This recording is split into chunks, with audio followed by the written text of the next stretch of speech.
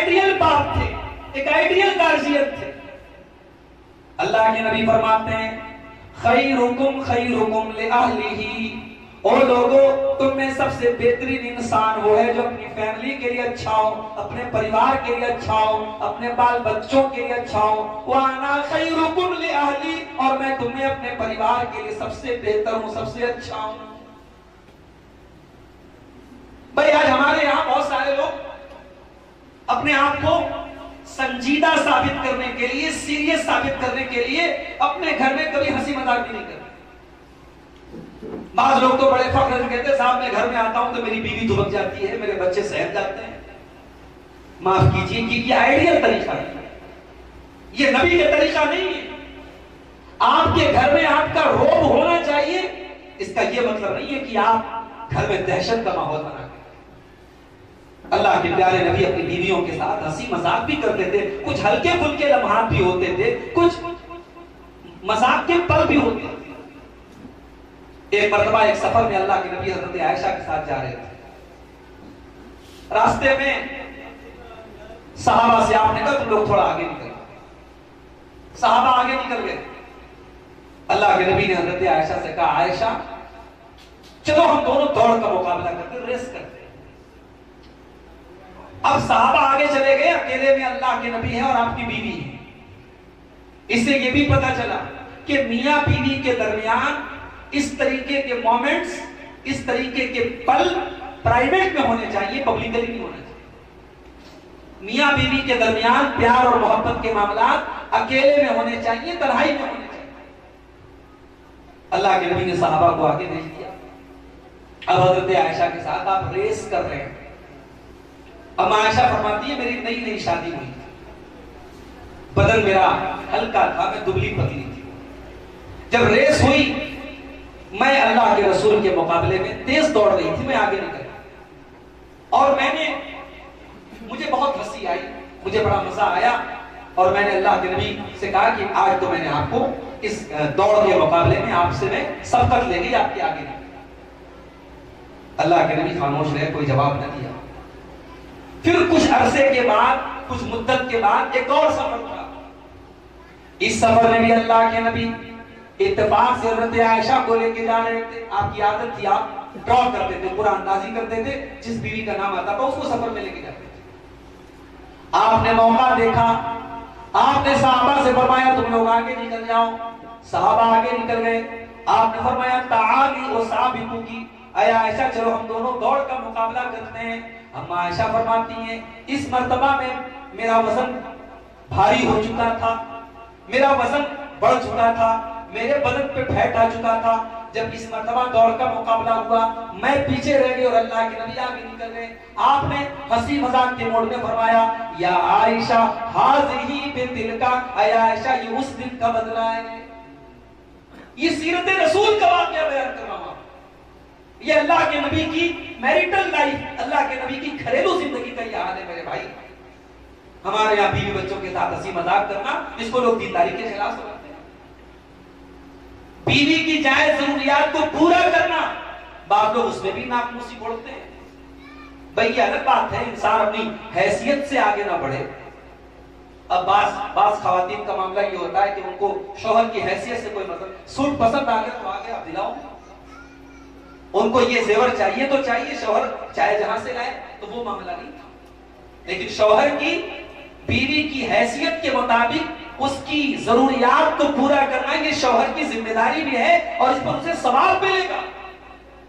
अल्लाह के नबी फरमाते हैं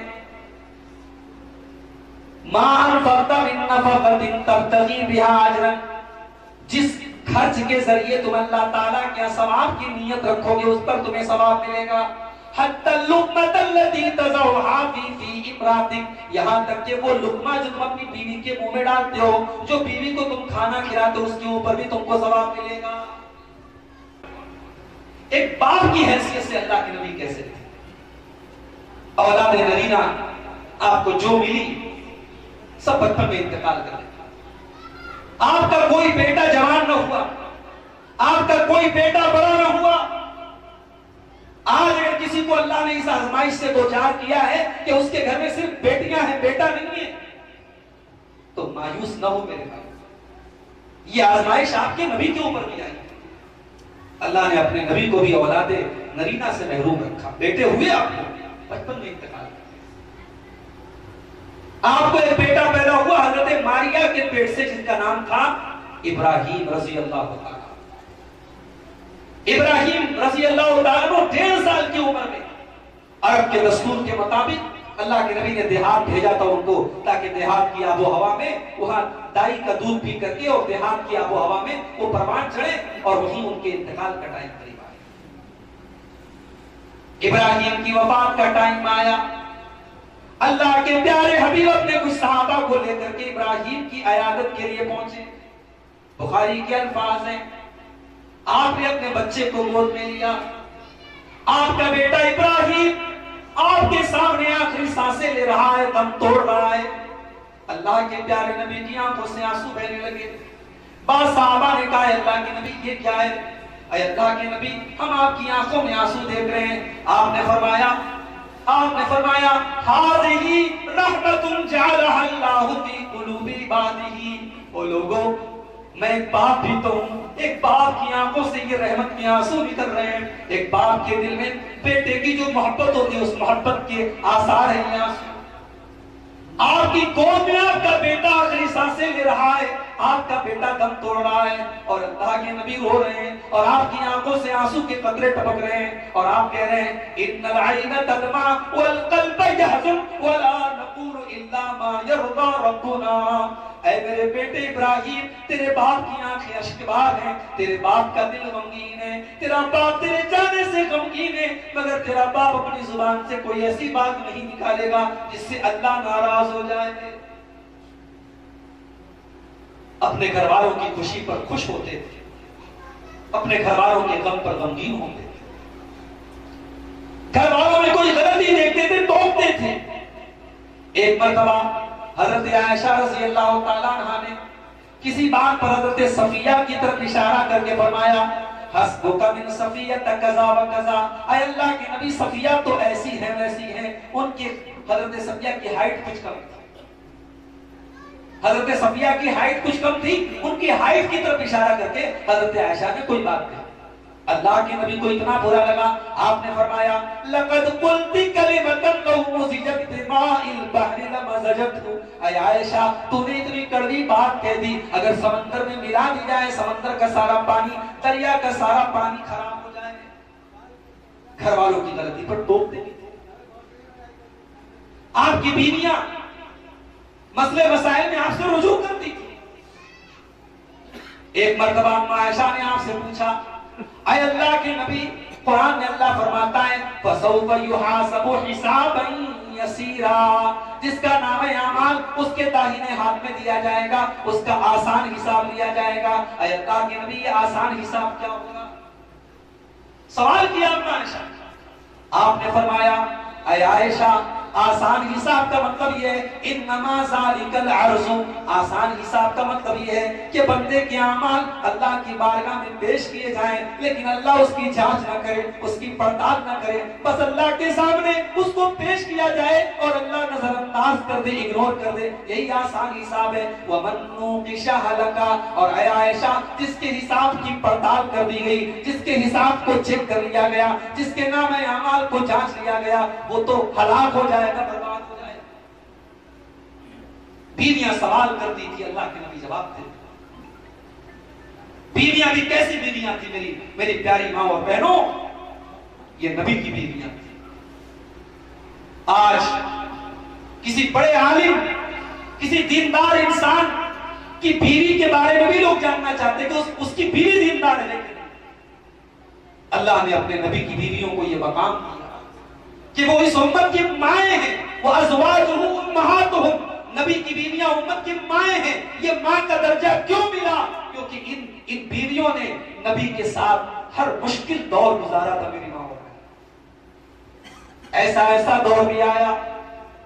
अम्मा आयशा अपने भांजे उर्वा से कहती हैं, ऐ उर्वा, ऐ मेरे भांजे, इन कुन्ना लनंजुरु इलल हिलाली सुम्मल हिलाली सुम्मल हिलाली सलासता अहिल्ला। ऐ मेरे भांजे उर्वा, हम 3-3 महीने का चांद देख लिया करते थे। 2-2 महीना गुजर जाता था और 3-3 चांद हम देख लेते थे। वमा उकिदत फी अबयाति रसूलिल्लाह सल्लल्लाहु अलैहि वसल्लम नार, और अल्लाह के नबी के घर में चूल्हा न जलता था, अल्लाह के नबी के घर में आग न जलती थी। पूछा हजरत उर्वा ने, अम्मा आयशा, जब आपके घर में चूल्हा न जलता था तो फिर आपका गुजारा कैसे होता था? फरमाया अल अस्वदानी अत-तम्रु वल मा, हम खजूर खा करके और पानी पी करके गुजारा कर लिया करते थे। ये दर्जा जो उनको मिला उम्मत की मां होने का, और दुनिया के साथ जन्नत में और आखिरत में अपने नबी की बीवी बनने का, ये दर्जा ऐसे ही नहीं मिला है मेरे भाई, मेरी माँ और बहनों और मेरे भाइयों। हमारी उन माओं ने बड़ी कुर्बानी की, उन्होंने अपनी ख्वाहिशात को, अपना दिल मसोस के रह गई, अपनी ख्वाहिशात को समेट लिया और छोटे से कमरों में उन्होंने सारी जिंदगी गुजारी। कभी मौका मिले मेरी माँ और बहनों, अल्लाह के नबी की बीवियों के हालात आप पढ़ें, उसमें हजरत ज़ैनब बिन्त खुज़ैमा जो गरीबों की इतनी मदद करती थी कि उनका लक़ब पड़ गया उम्मुल मसाकीन। उन्हीं बीवियों में अम्मा आयशा थी जो दीन की इतनी बड़ी जानकार थी कि 2210 हदीसें आज हदीस की किताबों में हजरत आयशा से हमें मिलती हैं, और लंबी लंबी हदीसें 2210 हदीसों को बाय हार्ट याद करके उम्मत तक पहुंचाने का काम किया है अम्मा आयशा। इतना ही नहीं, फराइज के मसाइल, फराइज का मतलब जमीन जायदाद के तरके से रिलेटेड मसाइल जो बड़े टफ माने जाते हैं, और बड़े बड़े उलमा जिनका मसला हल करने में उनके दांतों तले पसीना आ जाता है, फराइज के मसाइल भी बड़े बड़े सहाबा हजरत आयशा से पूछा। ये नबी की बीवियों का हाल। उन्हीं बीवियों में हजरत उम्मे हबीबा भी है जो अल्लाह के नबी से इतनी मोहब्बत करती थी और आपकी सुन्नतों से इस कदर मोहब्बत करती थी कि सही मुस्लिम के अल्फाज हैं, कहती हैं, मैंने अल्लाह के नबी को ये फरमाते हुए सुना है, मन सल्ला सिंतै अशरत रकातन फी यौमिन व लैला, जो 24 घंटे में 12 रकात नमाज़ें पाबंदी से पढ़ता है, बनल्लाहु लहू बैतन फिल जन्ना, अल्लाह ताला उसके लिए जन्नत में एक घर बना देता है।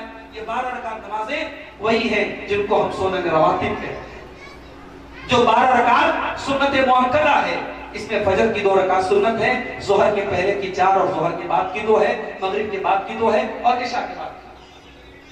उम्मे हबीबा कहती हैं, ये 12 रकात नमाज़ें मैंने नबी को फरमाते हुए सुना कि जो पाबंदी से पढ़ेगा, बनल्लाहु लहू बैतन फिल जन्ना, अल्लाह उसके लिए जन्नत में एक महल तामीर फरमाएगा।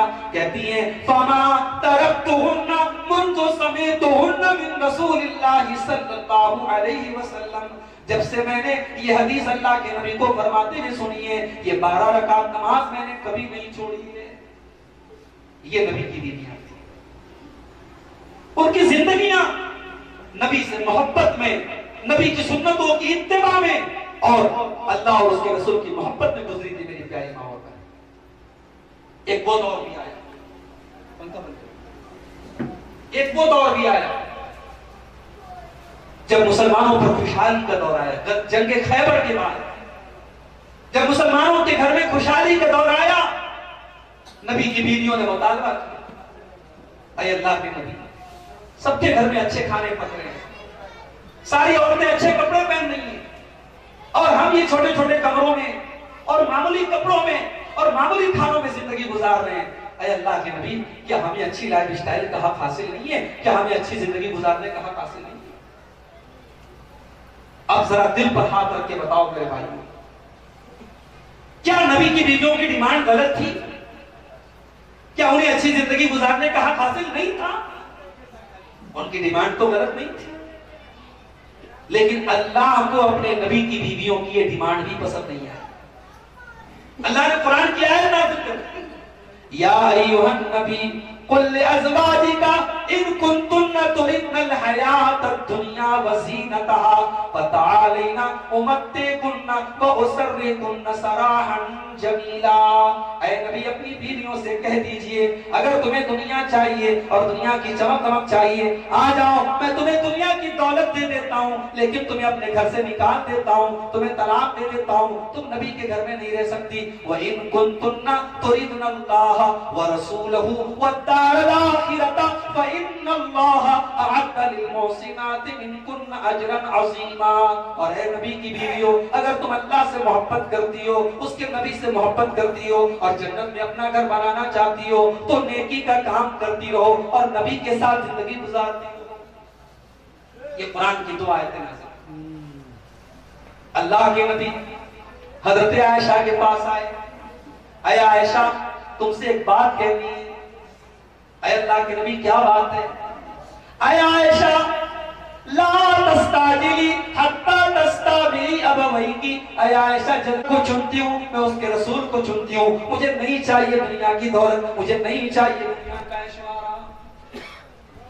ये तरबियत थी मेरे भाई, ये नबी की बीवियों की तरबियत थी। ये वो बीवियां थी जिनके घर में कुरान उतरता था।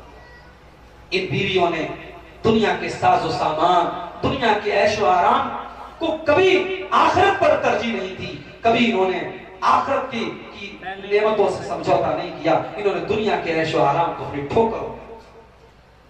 मेरी माँ बहनों, मेरे भाइयों, आप एक अच्छी जिंदगी गुजारिए, अच्छे मकान में रहिए, एक लग्जरियस लाइफ गुजारिए। शरीयत आपको मना नहीं करती है, मगर दुनिया को सब कुछ मत समझिए, दुनिया को अपना टारगेट मत बनाइए। एक मोमिन की जिंदगी का असल मकसद आखिरत की तैयारी होना चाहिए। और नबी की बीवियों ने और अल्लाह के नबी ने हमको यही करके दिखाया। सही मुस्लिम की वो रिवायत याद कीजिए, हजरत उमर अल्लाह के नबी के कमरे में आते हैं, खुद बयान करते हैं, मैंने देखा कि चटाई बिछी है, एक चमड़े का तकिया है, उसके अंदर खजूर की छाल भरी है, किनारे थोड़ी सी जौ रखी है, एक पानी का मशकेज़ा है। यही अल्लाह के नबी का कमरा है, यही अल्लाह के नबी की कुल कायनात है। हजरत उमर की आंखों में आंसू बहने लगे।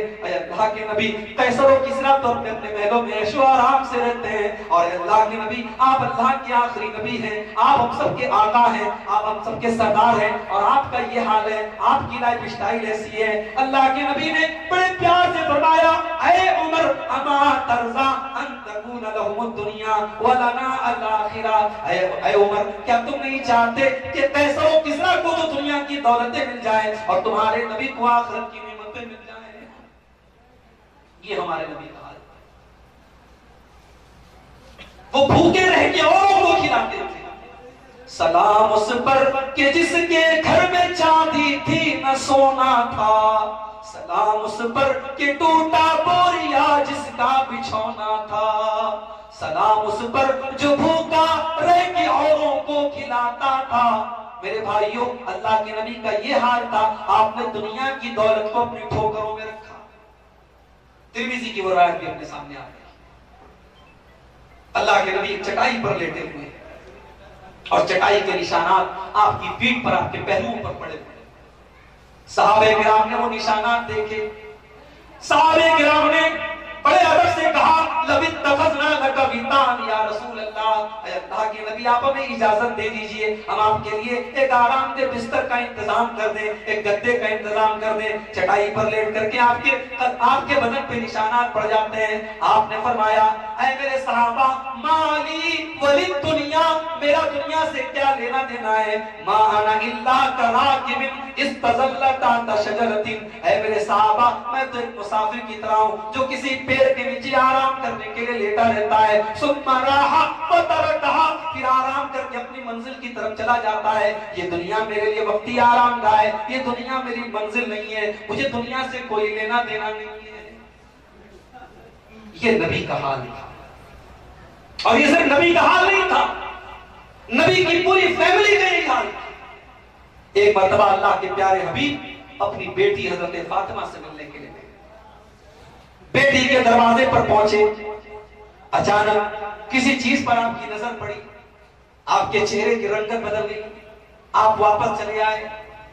बेटी को पता चला मेरे बाप आए थे और दरवाजे से नाराज होकर के वापस चले गए। अपने शौहर हजरत अली को भेजा, जाओ पूछो क्या बात है। अब्बा जान आकर के वापस चले गए। हजरत अली आते हैं, अरे अल्लाह के नबी क्या बात है, हमने कौन सी खता कर दी, हमने कौन सी गलती कर दी। अरे अली, कल जब मैं अपनी बेटी के दरवाजे पर गया, राई तो अला बाबिहा सितरम मुवश्शया, मैंने देखा मेरी बेटी के दरवाजे पर बड़ा डिजाइनदार पर्दा लटका हुआ है, बड़ा मुनक्कश पर्दा लटका हुआ है, बड़े उसके ऊपर तस्वीरें और नक्शो निगार बने हुए हैं। ऐ अली, जब मैंने दुनिया से अपना कोई लेना देना न रखा, जब मैंने दुनियादारी से अपने आप को दूर रखा, ऐ अली मेरी बेटी कब से दुनियादार हो गई। ऐ अली, जाओ मेरी बेटी से कह दो उस पर्दे को वहां से हटा करके मदीना की किसी गरीब फैमिली को दे दे।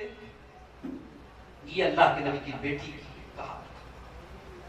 वो हदीस भी आप याद रखिए, जब आपकी बेटी हजरत फातिमा रज़ी अल्लाह तआला अन्हा चक्की चलाने की वजह से उनके हाथों में निशानात पड़ गए थे, सारे घर का काम खुद करती थी, घर में कोई नौकरानी कोई खादिम नहीं था, और हजरत अली भी फाइनेंशियली बहुत कमजोर थे।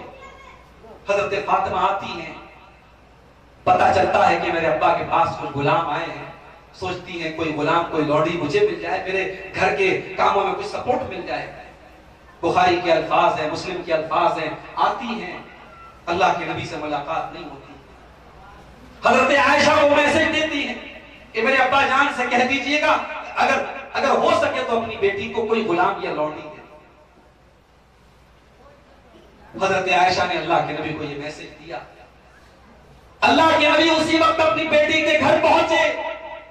हजरत अली कहते हैं हम दोनों मियां बीवी बिस्तर पर बैठे हुए थे, अल्लाह के नबी आए, हमारे बिस्तर पर बैठे और हम दोनों को बिठा करके कहा, अय अली ए फातिमा, मेरे पास गुलाम आए हैं, लौड़ियां आई हैं, मेरे पास माल आया है, मगर इस वक्त मेरे करीब और मोहताज साहबा को उसकी ज्यादा जरूरत है। ऐ अली ऐ फातिमा, मेरे को साहबा जो दीन का इल्म हासिल करने के लिए मस्जिद में आकर के दीन की तालीम हासिल करते हैं, मुझे उनके लिए अनाज का इंतजाम भी करना है, मुझे उनकी दूधोपास का इंतजाम करना है, मुझे उनके रहने सहने का इंतजाम करना है। ऐ फातिमा, मैं तुम्हें कोई गुलाम नहीं दे सकता। ऐ अली, मैं तुम्हें कोई गुलाम नहीं दे सकता। हाँ, मैं इतना कर सकता हूँ, मैं तुम्हें एक तस्बीह सिखा रहा हूँ, एक वजीफा बता रहा हूँ, इस पर तुम अमल करो, तुम्हें किसी गुलाम की जरूरत नहीं पड़ेगी। जब तुम रात में बिस्तर पे सोने जाओ तो 33 मरतबा सुभान अल्लाह, 33 मरतबा अल्हम्दुलिल्लाह और 34 मरतबा अल्लाहु अकबर पढ़ लिया करो।